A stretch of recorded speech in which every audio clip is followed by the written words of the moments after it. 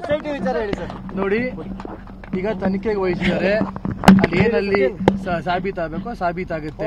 ಅದ್ರ ಬಗ್ಗೆ ನಾನೇನ್ ರಿಯಾಕ್ಷನ್ ಕೊಡ್ಲಿ? ಇನ್ನೇನಾದ್ರು ಇದ್ರೆ ಕೇಳಿ. ಪ್ರಜ್ವಲ್ ರೇವಣ್ಣ ಯಾವತ್ತು ಬರ್ತಾರೆ? ನಂಗೆ ಪ್ರಜ್ವಲ್ ರೇವಣ್ಣ ಅವ್ರ ಬಗ್ಗೆ ನಂಗೆ ಮಾಹಿತಿ ಇಲ್ಲ.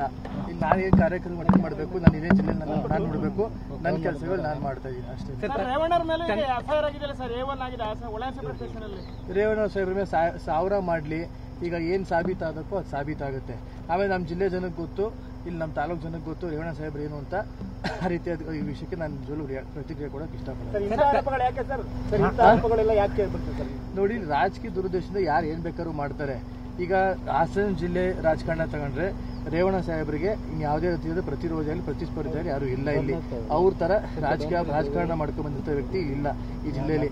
ಅವ್ರನ್ನ ಯಾವ್ದಾದ ರೀತಿ ಒಂದು ಕ್ಷೀಣಿಸಬೇಕು, ಒಂದು ವೀಕ್ ಮಾಡಬೇಕು ಅನ್ನೋ ದೃಷ್ಟಿಯಿಂದ ಇವೆಲ್ಲ ಷಡ್ಯಂತ್ರಗಳು ಮಾಡ್ತೇವೆ. ಡಿ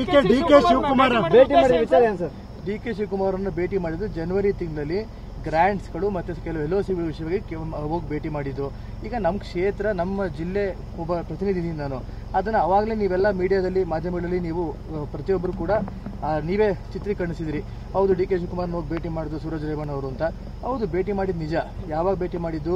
ಜನವರಿ ತಿಂಗಳಲ್ಲಿ ಭೇಟಿ ಮಾಡಿದ್ದು. ಪ್ರತಿಯೊಬ್ಬರಿಗೂ ನೀವೇ ಮಾಧ್ಯಮದಲ್ಲಿ ಕೊಟ್ಟಿದ್ದೀರಾ. ಮತ್ತೆ ಈಗ ಹೊಸದಾಗಿ ನಾನು ಭೇಟಿ ಮಾಡೋಕೆ ಸಾಧ್ಯ? 1.5 ತಿಂಗಳಿಂದ ಒಂದು 5 ನಿಮಿಷ ಇಲ್ಲೇ ಇರಪ್ಪ, ಗಾಡಿ ಹೇಳ್ತೀನಿ.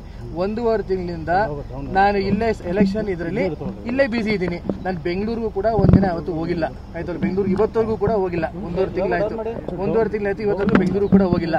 ಇನ್ನ ಡಿ ಕೆ ಶಿವಕುಮಾರ್ ಅವರಾಗಲಿ ಅಥವಾ ಬೇರೆ ಯಾರೊಬ್ಬರು ರಾಜಕಾರಣಿ ಭೇಟಿ ಮಾಡೋಂಥ ಒಂದು ಸಂದರ್ಭ ಎಲ್ಲಿ ಬರುತ್ತೆ?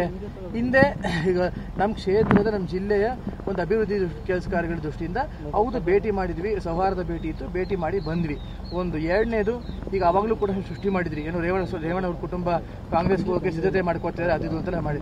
ನೋಡಿ, ಈ ಹೂವಾಪೋಗಳನ್ನೆಲ್ಲ ಬಿಟ್ಟುಬಿಟ್ಟು ದಯಮಾಡಿ ಎಲ್ಲ ರಾಜ್ಯ ಜನತೆಗೆ ಒಂದು ಸ್ಪಷ್ಟನೆ ಇರಲಿ. ಇದು ಯಾವುದೇ ಥರ ಒಂದು ವಿಷಯಗಳಿಗೂ ಯಾವುದೇ ಥರ ಒಂದು ದುರಾಸೆಗಳು ಇರಬಾರ್ದು ಅಂತ ಹೇಳಕ್ ಬಯಸ್ತೀವಿ.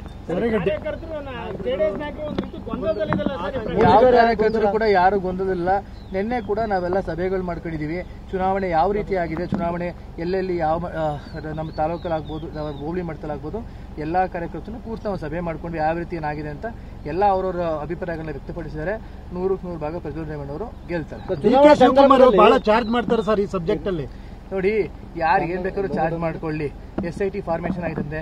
SIT ಫಾರ್ಮೇಶನ್ ಆಗಿರೋದು ಯಾವ ಉದ್ದೇಶಕ್ಕೋಸ್ಕರ ಫಾರ್ಮೇಶನ್ ಆಗಿದೆ, ಅದ್ರ ಏನ್ ಸಾಬೀತಾಗುತ್ತೆ ಎಲ್ಲರೂ ಕಾಯ್ದು ನೋಡೋಣ. ನನಗೆ ಅದ್ರ ಬಗ್ಗೆ